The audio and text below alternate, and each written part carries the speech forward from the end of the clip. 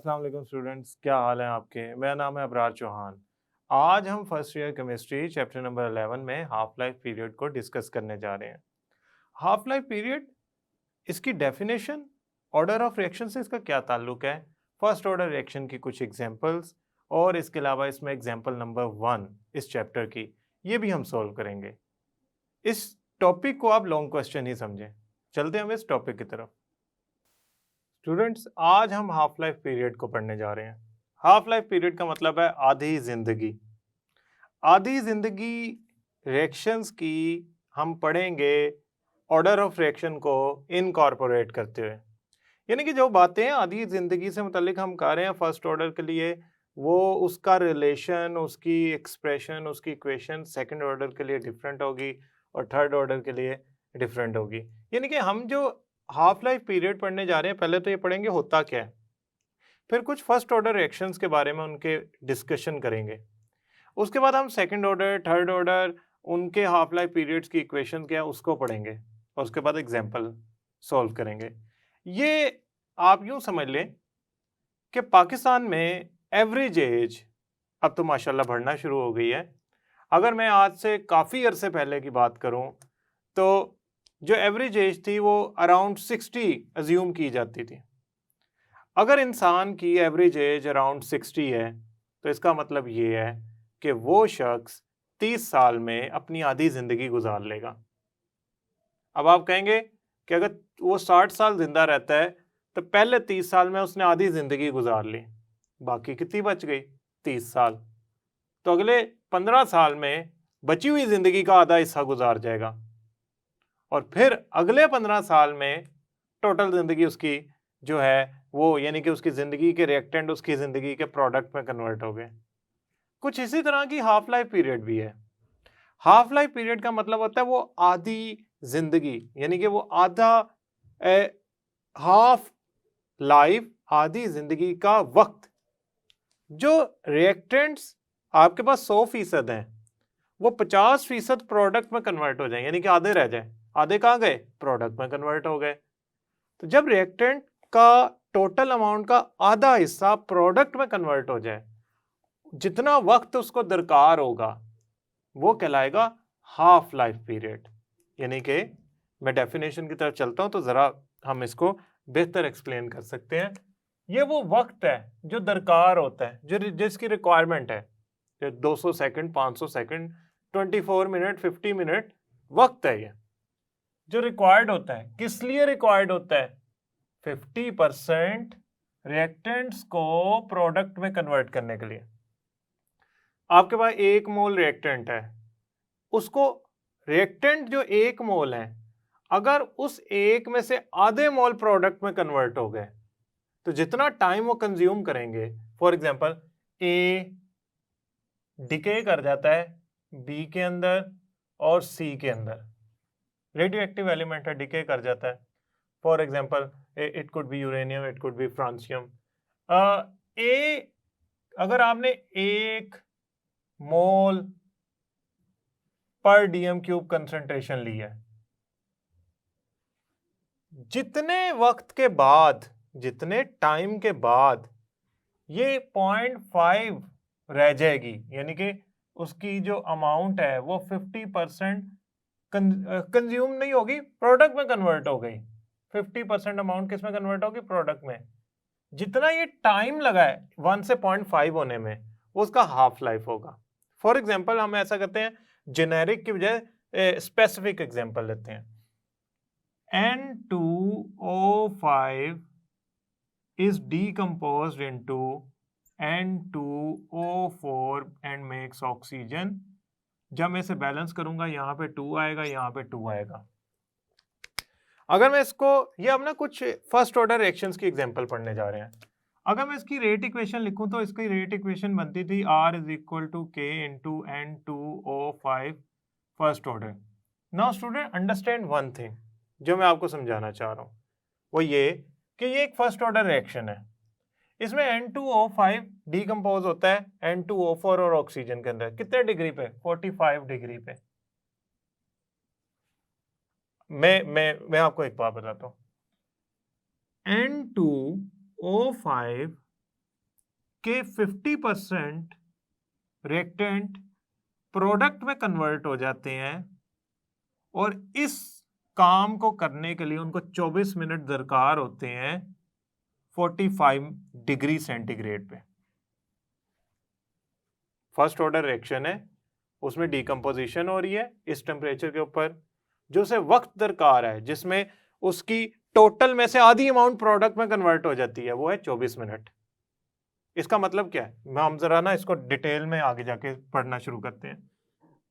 N2O5 is converted into N2O4 plus O2 and we need to balance it. से हमारे पास था 0.1 concentration इसकी थी, 24 मिनट्स गुजरे, 0.1 में से 0.5 प्रोडक्ट बना गए, ठीक है। 0.1 में से 50% कंज्यूम हो गए, किसमें, प्रोडक्ट में कन्वर्ट हो गए। कितना टाइम लगा, 24 मिनट। तो पहले 24 मिनट में ये 0.1 से 50% खत्म हो जाएगा, यानी कि कन्वर्ट हुआ 0.05 में, आधा हो गया ना 1 का। अब 0.05 50% प्रोडक्ट में कन्वर्ट हुआ कितने मिनट में, 24 मिनट में। अब कितना रह गया वो, 0.025। अब ये क्या बता रहा है हमें, अब मैं इसको ऐसा करता हूँ, अगेन दोबारा लिखता हूँ, 0.025 अगेन 50% कन्वर्ट हुआ प्रोडक्ट में, उसे अगेन 24 मिनट लगे, तो वो कितना बच गया, 0.0125। अब आपने गौर करना है, मेरी बात को गौर करना है, ये बहुत जरूरी है।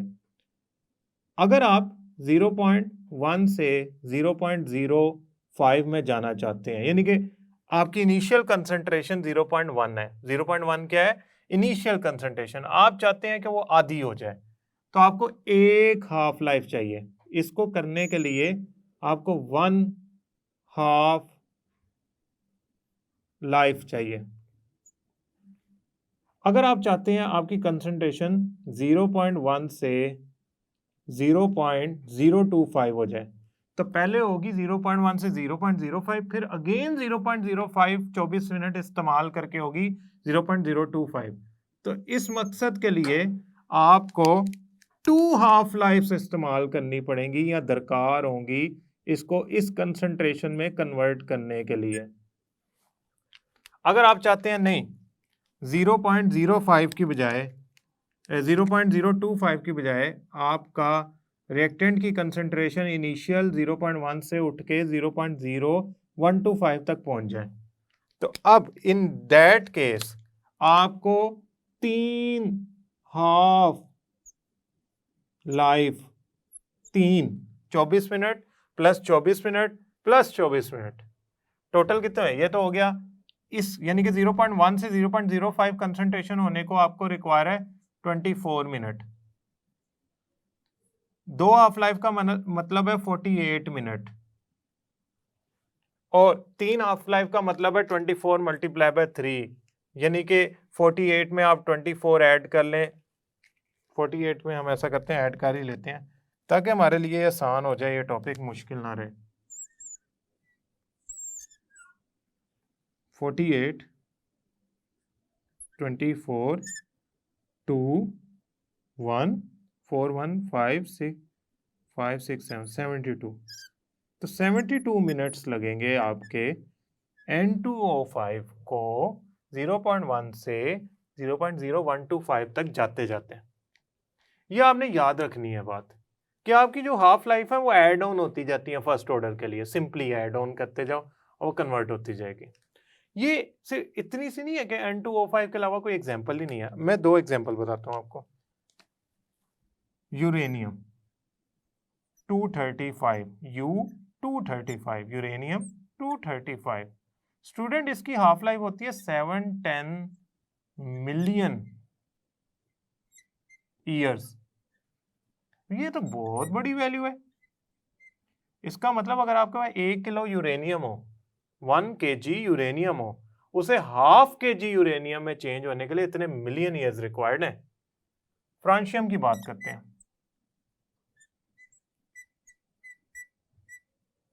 ग्रुप 1 का लास्ट एलिमेंट, ये भी रेडियो एक्टिव होता है क्योंकि रेडियो एक्टिव सारे फर्स्ट ऑर्डर होते हैं, यानी कि उनका order of reaction first order होता है, लिहाजा वो मैंने इसी एग्जांपल के अंदर करा रहा हूँ।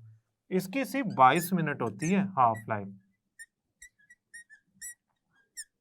अगर मैं पूछूं फ्रांशियम और यूरेनियम में दोनों हैं रेडियो एक्टिव डिके कर रहे हैं, कन्वर्ट हो रहे हैं, इनमें से अनस्टेबल कौन सा? फौरन कहेंगे फ्रांशियम। मैं कहूँगा क्यों? आप कहेंगे इसकी हाफ लाइफ बहुत कम है।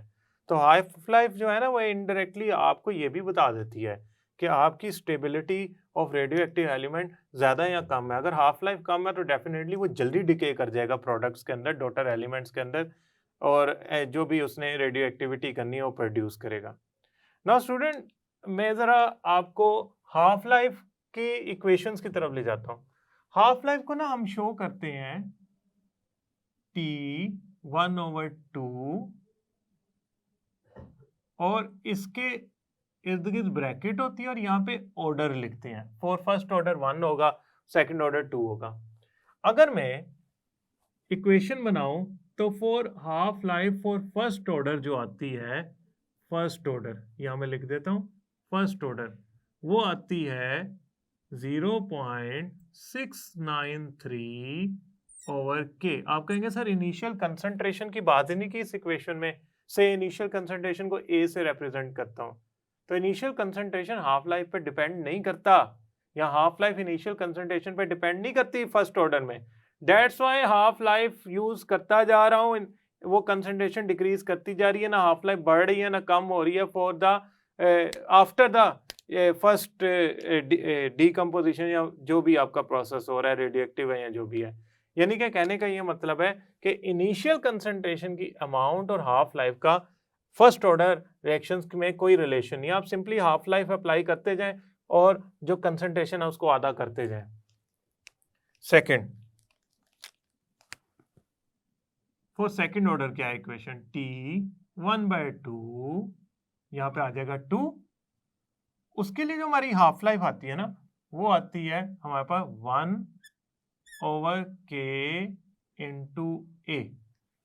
नाउ स्टूडेंट अंडरस्टैंड के A क्या होता है? A क्या होता है?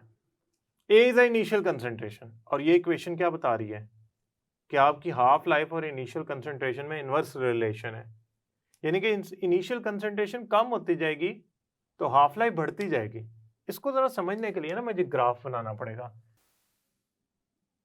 ये है आपका y एक्सिस और ये है आपका x एक्सिस। यहाँ पे मैं ले लेता हूँ 100 सेकेंड, यहाँ पे ले लेता हूँ 200 सेकेंड, यहाँ पे ले लेता हूँ 300 सेकेंड और यहाँ पे 400 सेकेंड। ये है टाइम और ये है कंसंट्रेशन 1 और ये है 0 और ये है 0.5 और ये है 0.25। अब मैं ऐसा करता हूँ, इसका ग्राफ बनाता हूँ। ये ग्राफ आपको साथ यहाँ दिखाया भी जा रहा है। ये कंसंट्रेशन डाउनवर्ड डिक्रीज हो रही है। क्यों? रिएक्टेंट्स हैं, रिएक्टेंट ऐसा ऐसा किस में कन्वर्ट होते हैं? प्रोडक्ट में। जब वो प्रोडक्ट में कन्वर्ट होते हैं ना तो उनकी कंसंट्रेशन कम हो जाती है।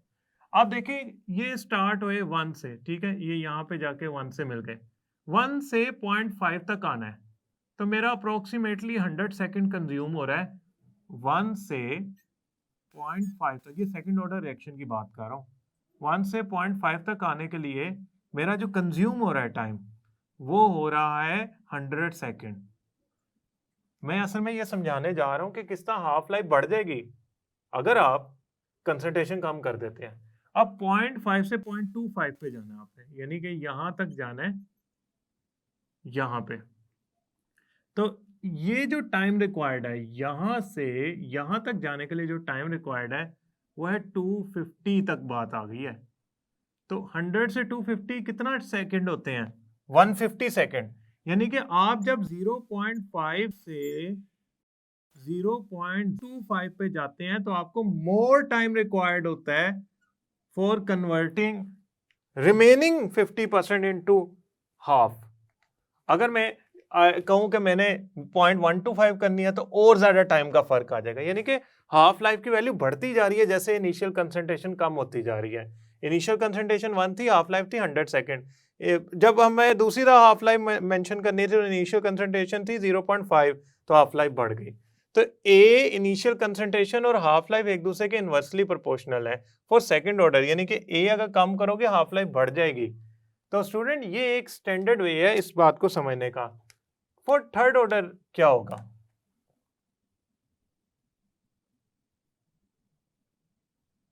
उसके लिए इक्वेशन होगी 1.5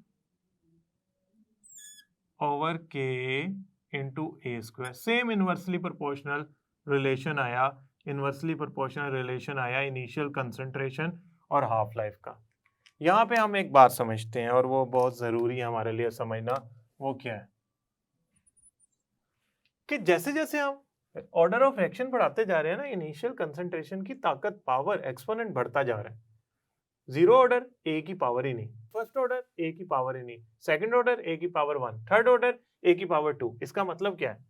जो हाफ लाइफ है वो एन ऑर्डर के लिए इनिशियल कंसंट्रेशन के इनवर्सली प्रोपोर्शनल तो सारों में आ रही है, मगर अगर सेकंड की बात करता हूं तो इनिशियल कंसंट्रेशन की पावर 1 आती है, थर्ड की बात करता हूं तो इनिशियल कंसंट्रेशन की पावर जो है वो 2 आती है।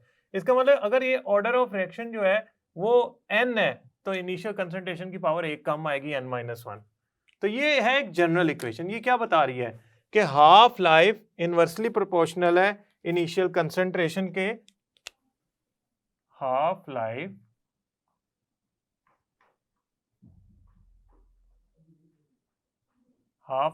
is inversely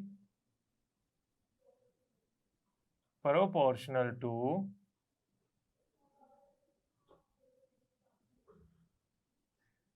initial concentration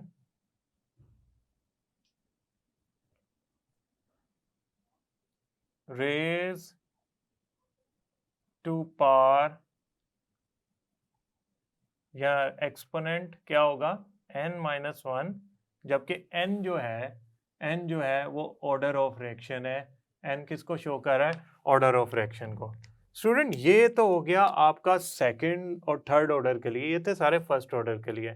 जब हाफ लाइफ का लॉन्ग क्वेश्चन आएगा तो आपने इस बात को जरूर मेंशन करना है, ये बातें फर्स्ट ऑर्डर के लिए हैं, ये वाली बातें फर्स्ट ऑर्डर के लिए नहीं है कि हाफ लाइफ बढ़ा दें आप।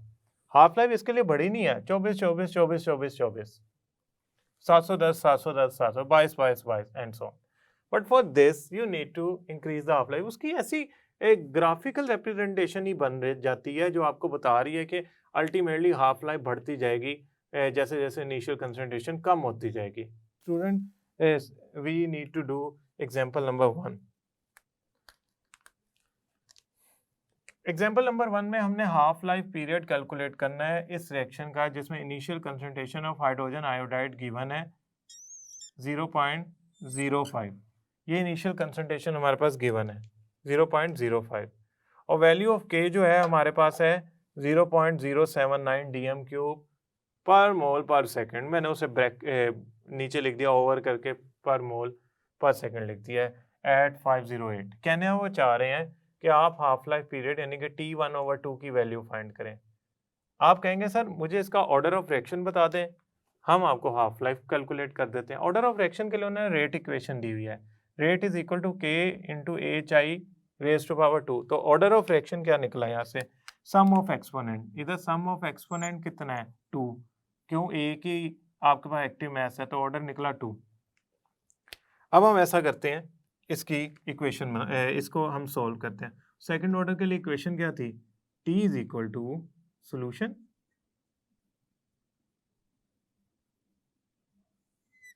T is equal to 1/2 is equal to 1/k into A.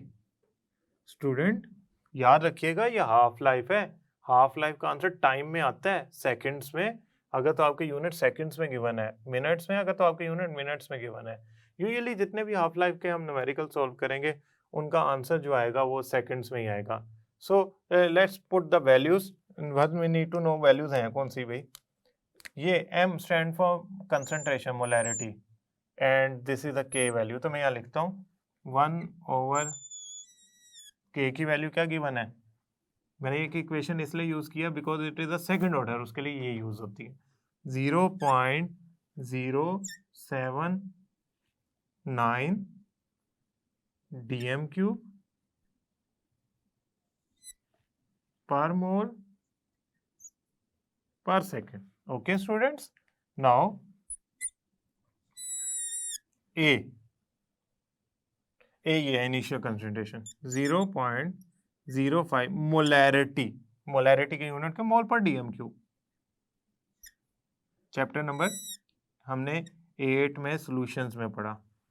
Students ये कैंसल आउट हो गया, डीएम डीएम से, मोल मोल से, सेकंड ऊपर चला गया, तो मेरा जो भी आंसर आएगा वो सेकंड्स में आएगा, यूनिट ही वो बचते हैं। अगर आप इस वैल्यू को इस वैल्यू से मल्टीप्लाई करते हैं तो जो आपका आंसर आता है वो आता है 253। इसका मतलब है हाइड्रोजन आयोडाइड की जो आपके पास इनिशियल कंसंट्रेशन है उसको 50% होने में 253 सेकंड लगेंगे। ठीक है, उसको 253 सेकंड लगेंगे, ये आ गई half life. I hope student ये टॉपिक आपको समझ आया होगा और different order of reactions half life से किस तरह रिलेट करते हैं ये भी आप समझ गए होंगे। मैं उम्मीद करता हूँ आप इसे याद करेंगे। नेक्स्ट लेक्चर तक के लिए अल्लाह हाफिज।